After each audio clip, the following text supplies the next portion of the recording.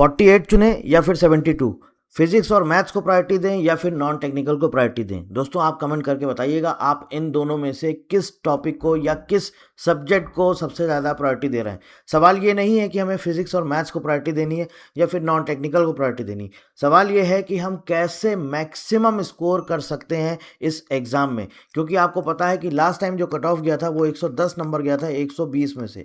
तो सवाल ये नहीं है कि हमें फिजिक्स एंड मैथ्स मतलब कि टेक्निकल में मैक्सिमम स्कोर करना है या फिर नॉन टेक में हमें मैक्सिमम स्कोर करना है।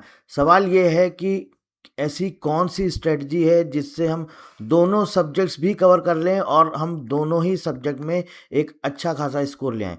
देखिए दोस्तों, हमारी प्रायोरिटी ये नहीं होनी चाहिए कि हमें टेक्निकल चूज़ करना है या फिर हमें नॉन टेक्निकल चूज़ करना है। हमारी स्ट्रेटजी ये होनी चाहिए कि दोनों सब्जेक्ट को हमें किस तरह से कवर करना है जिससे हम एटलीस्ट सेफेस्ट स्कोर तक पहुंच सकें और फाइनल मेरिट लिस्ट में आपका नाम आ सके। आप सबको पता है ये सिर्फ नंबर गेम है। आप देखिए दोस्तों, फिजिक्स एंड मैथ्स में आपका 48 मार्क्स है, नॉन टेक्निकल में 72 है। आपका टारगेट है 120, आपका टारगेट है 120। 40% क्वेश्चंस आपको फिजिक्स एंड मैथ्स पूरे एग्जाम का 40% आपको टेक्निकल पोर्शन मिलेगा और 60% आपको नॉन टेक्निकल पोर्शन मिलेगा।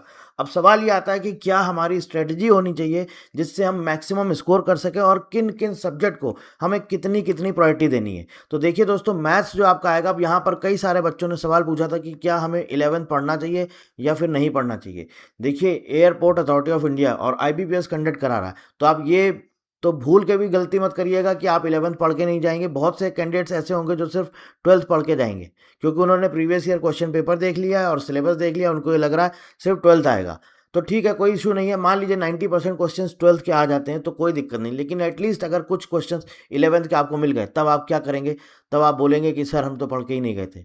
तो बेटर है आपके लिए एग्ज़ाम क्रैक करना। आपको टारगेट जो आपका है, आपको वो टारगेट क्रैक करना है, तो आपको दोनों ही पढ़ने पड़ेंगे और सबसे ज़्यादा हाईएस्ट प्रायोरिटी आपको इन्हीं दोनों सब्जेक्ट को देनी है। अगर आपने इसको ज़रा सा भी स्किप किया तो आप आउट ऑफ रेस हो जाएंगे। अब आता है इसके बाद हमें और किन किन सब्जेक्ट्स को प्रायोरिटी देनी है। तो सबसे पहले नंबर पे हमारा फिजिक्स एंड मैथ्स। इसके बाद आपका आता है दोस्तों बिजनेस मैनेजमेंट और एविएशन इंडस्ट्री, क्योंकि यहाँ पर आप मैक्सिमम स्कोर कर सकते हैं। आप देख रहे हैं यहाँ पर 12 नंबर यहाँ पर और 15 यहाँ पर। अब यहाँ पर 12 क्वेश्चन जो है आपके दोस्तों वो आपके एविएशन के आएंगे, 3 क्वेश्चन जीके के आएंगे। अब जीके में भी दोस्तों आपको पता है कि ये जो है IBPS कंडक्ट करा रहा है, तो IBPS मोस्टली इनका जो फोकस रहता है वो रहता है करंट अफेयर्स पर।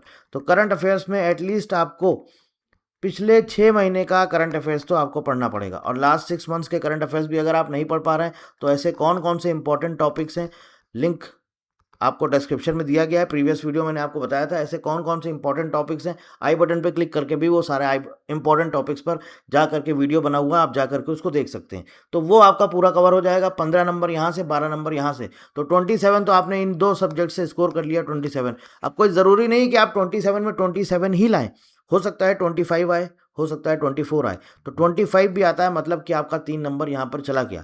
अगर मान लीजिए मैं मान के चलता हूँ 25 या 24 आता है, 25 मान लेता हूँ, तो 2 नंबर आपका इन 2 सब्जेक्ट में, 1 नंबर मान लीजिए मैंने कम हो गया, यहाँ पर 1 कम हो गया, 2 नंबर यहाँ पे कम हो गया। अब हमारे पास क्या बचा? हमारे पास बचा क्वांट्स, इंग्लिश, रीजनिंग।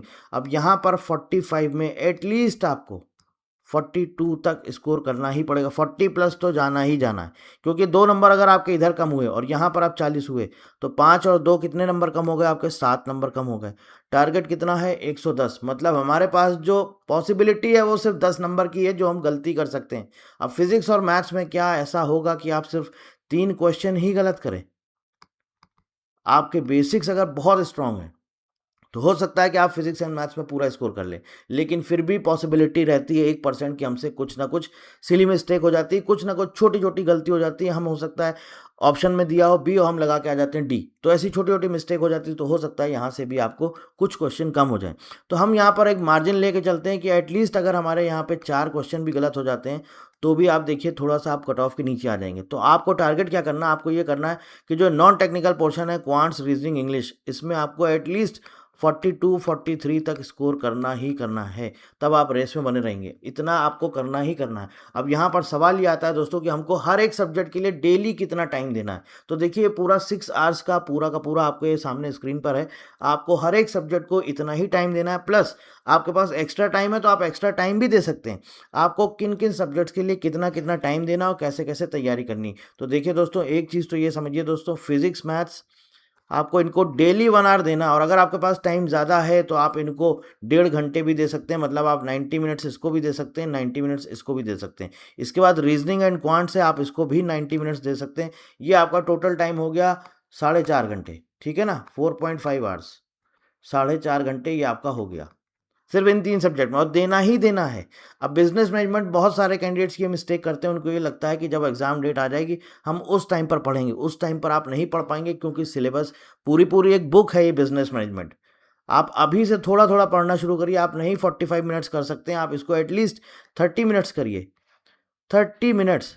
ऐसे ही एविएशन है, इसको भी आप एटलीस्ट 30 मिनट्स तो दीजिए ही दीजिए। और अगर आपके पास कुछ भी रिसोर्सेज अवेलेबल नहीं है तो आप हमारे कोर्स में इनरोल कर सकते हैं। बिजनेस मैनेजमेंट और एविएशन का कोर्स पूरा डेडिकेटेड कोर्स है, सिर्फ और सिर्फ इन्हीं 2 सब्जेक्ट के लिए बना हुआ है।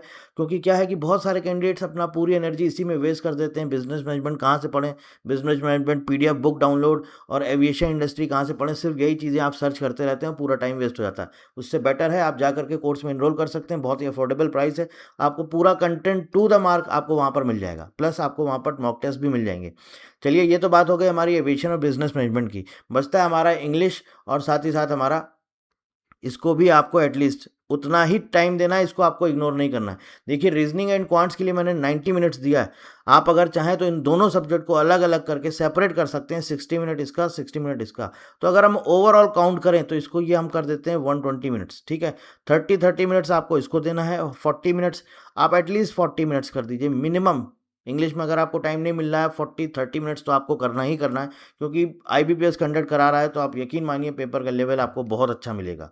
तो अगर हम टोटल काउंट करते हैं तो आप यहाँ से देखिए 120 120 120 कितना हो गया, 360, यानी कि 6 आवर्स तो ये हो गया, ठीक है।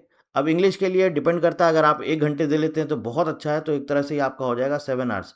तो सिर्फ और सिर्फ 24 आवर्स में आपको सिर्फ पूरे दिन में 7 घंटे देने हैं, बस इतना ही करना है। अब आता है सवाल रिवीजन का। तो रिवीजन में जो यहाँ पे 45 मिनट्स लिखा हुआ है, इसको आप करिए 120 मिनट्स, मतलब कि रिवीजन के लिए आपको पूरा का पूरा 2 आवर्स देना है।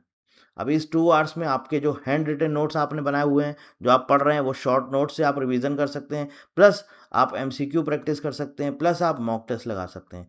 इस तरह से दोस्तों आपको डेली करना पड़ेगा, मतलब डेली आपको सब्जेक्ट वाइज और टाइम वाइज पूरा एक क्या करना है, हर सब्जेक्ट को कितना टाइम एलोकेट करना है, पूरा आपको प्रॉपर अपने रूम में चार्ट लगाना पड़ेगा। मुझे इतने से इतने बजे तक ये सब्जेक्ट कवर करना है, इतने से इतने बजे तक ये सब। जब एक स्ट्रेटजी के साथ चलेंगे दोस्तों, टारगेट आपको डिफिकल्ट नहीं लगेगा, टारगेट आपको बहुत आसान लगेगा। और सबसे ज़्यादा इंपॉर्टेंट, कोई भी कम्पिटिटिव एग्जाम आपको क्रैक करना है तो क्या मांगता है, वो सिर्फ और सिर्फ मांगता है प्रैक्टिस। और ज़माना अब ऑफलाइन का नहीं रहा, आपको सबको पता है, ऑनलाइन का ज़माना है। इसलिए मैक्सिमम जितना ज़्यादा आप टेस्ट सीरीज अटेम्प्ट करेंगे, जितने ज़्यादा मॉक टेस्ट लगाएंगे, उतना ही आपको फ़ायदा मिलेगा। और अगर आपके पास कोई बुक वगैरह है तो आप वहाँ से MCQs भी प्रैक्टिस कर सकते हैं। तो जितना ज़्यादा आप प्रैक्टिस करेंगे, जितना ज़्यादा आप फॉर्मूले रिवाइज करेंगे, जितना ज़्यादा आप चीज़ों को लर्न करेंगे, उतना ही आपके लिए टारगेट दोस्तों आसान हो जाएगा। किसी तरह का कोई सवाल है आपके मन में तो आप इस वीडियो के नीचे कमेंट करके पूछ सकते हैं। So thank you very much and thank you for watching.